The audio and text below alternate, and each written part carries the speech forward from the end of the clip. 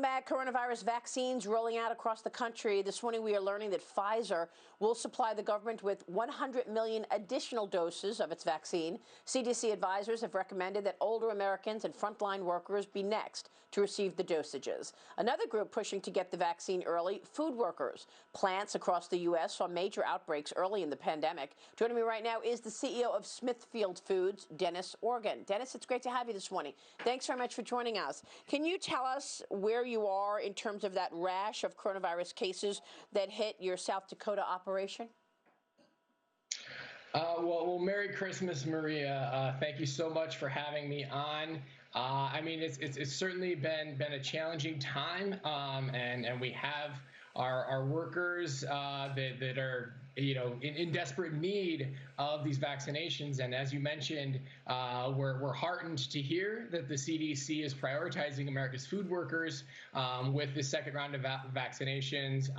It's 30 million vaccine doses that are going out to essential frontline employees out of the 87 million total. And of course, this pandemic has been simply devastating for our industry, thousands of our really courageous food workers. And I really do want to emphasize the heroic efforts of these folks.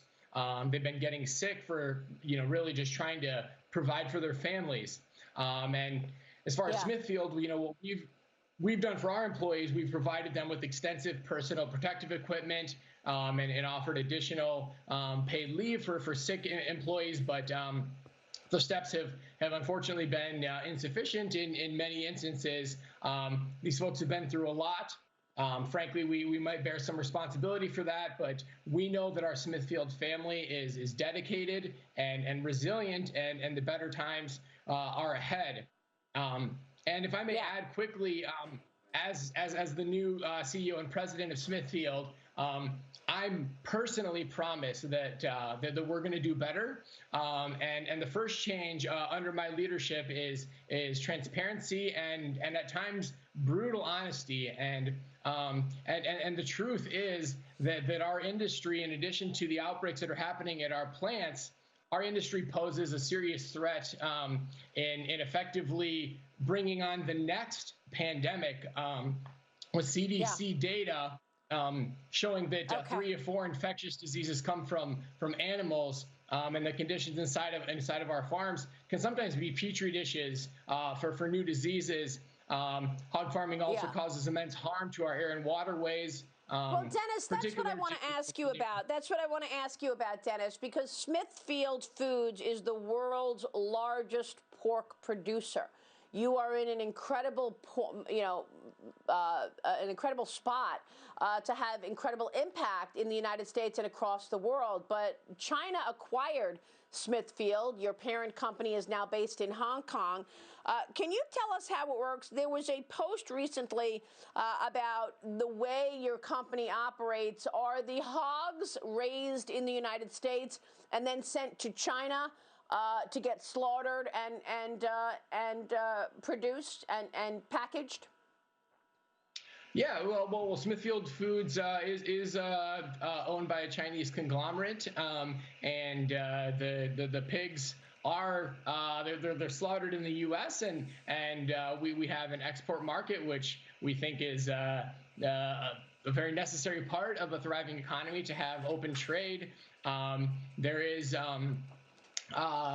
so there's been some leveling off of demand that we've seen in China. There was a African swine fever outbreak that happened, or a round of them really, where there was greater demand, and now they're rebuilding.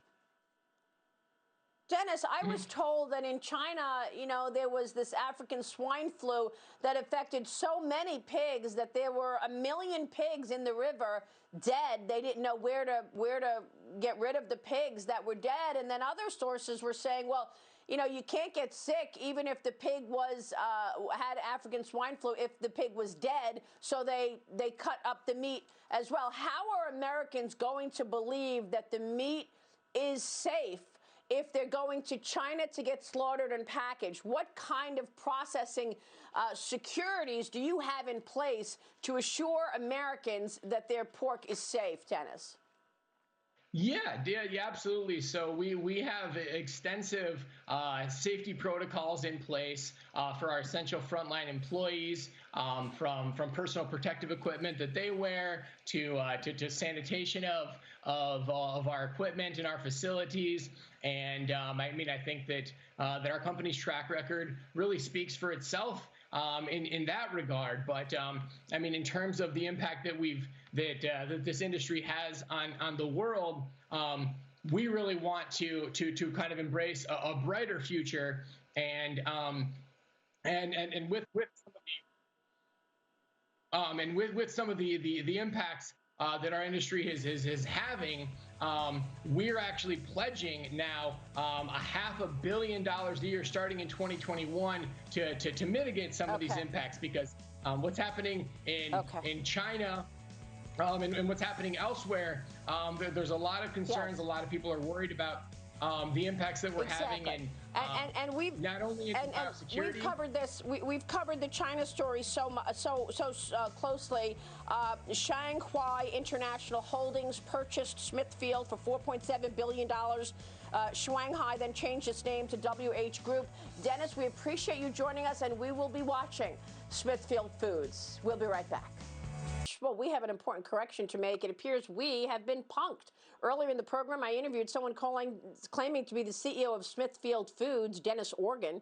We've since learned that was not Dennis Organ, but an imposter making false claims about the company. He is someone who has absolutely no relation to Smithfield Foods. We want to apologize to Dennis Organ, Smithfield Foods, and to our audience for making this mistake. We will, of course, be more vigilant. That'll do it for us. Varney Company begins right now. Ashley Webster is in for Stuart. Ashley, take it away.